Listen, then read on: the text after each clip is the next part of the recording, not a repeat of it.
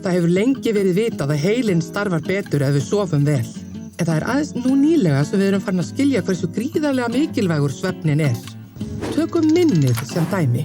Langtímaminn okkar eins konar öryggishólf fyrir minningar.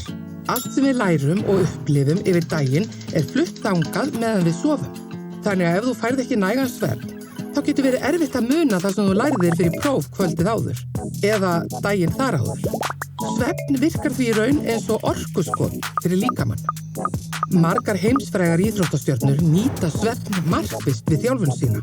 Bæði LeBron James og Usain Bolt þekktir fyrir að forgangsraða svefni og tennisstjörnurnar Venus Williams og Maria Sharapova setja sömuleiðis svefnin í fyrsta sæti.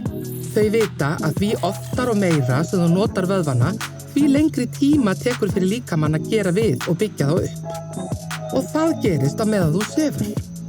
Það sama gildir alls konar aðburðafólk í listum og vísindum sem nýtir svefn til að auka færni og ná meiri árangri á sínu sviði. Á kvöldin byrjar heilinn að senda frá sér svefnhormónið melatonin sem veldur syfju og hjálpar þér að sofna. Ef þú hins vegar nálægt björtu ljósi, jafnvel frá tölvu eða síma, þá fær heilinn boðum að enn sé dagur og sendir ekkert melatonin og þú finnur síður fyrir syfju. Það sama á við bjartar sumarnætur. Hefur tekið eftir því hvort þú hafi meiri orku á sumrin eða veturna? Annað mikilvægt hormón sem veldur syfju adenosín.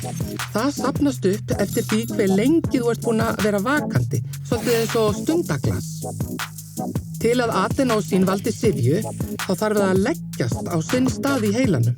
Það þarf að koma sér fyrir svo þú getur sofnað.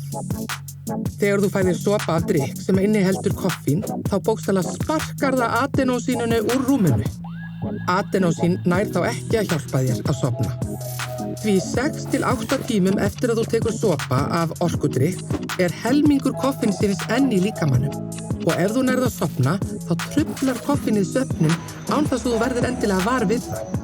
Koffín getur stillt djúpsvefninn sem svefnstigið sem framleiðir vaxtarhormón. Það getur látið þig sofa laust og vakna oft upp á nóttinni. Þú sefur verr og nærð ekki fullri hvíld.